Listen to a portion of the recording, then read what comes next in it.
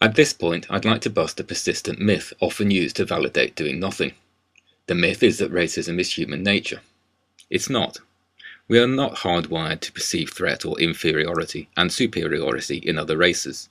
Race being a social construct makes this supposed hardwiring an impossibility anyway. The following is a quote from the historian Dante A. Puzzo. Racism rests on two basic assumptions. 1. That a correlation exists between physical and moral qualities. 2. That mankind is divisible into superior and inferior stocks. Racism, thus defined by ideology, is a modern conception, for prior to the 16th century there's virtually nothing in the life and thought of the West that can be described as racist.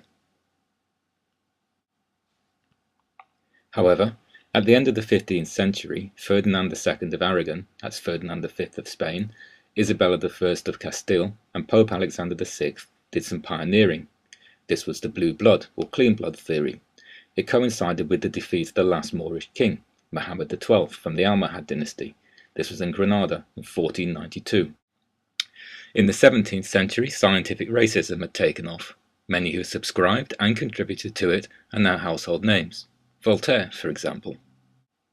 This timing, coincident with colonial aggression, is not a random accident of history. The enslavement and inhuman treatment of Africans needed to be justified. These were people with a long history and civilization, including within Europe.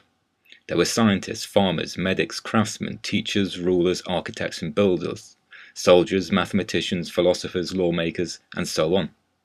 A wholesale fabrication of savagery and inferiority had to be sold to the masses in Europe and then sustained. At this point, I'd like to introduce a concept. It's commonly encountered when discussing the reality of racism in this time. Cognitive dissonance. I'll be quoting Frantz Fanon, psychiatrist, philosopher, and author. Sometimes people hold a core belief that is very strong. When they're presented with evidence that works against that belief, the new evidence cannot be accepted. It will create a feeling that is extremely uncomfortable, called cognitive dissonance. And because it's so important to protect the core belief, they will rationalize, ignore, and even deny anything that doesn't fit with the core belief. Most white people rest their understanding of racism on many strong core beliefs. The reality fundamentally challenges these beliefs. Cognitive dissonance is the common result.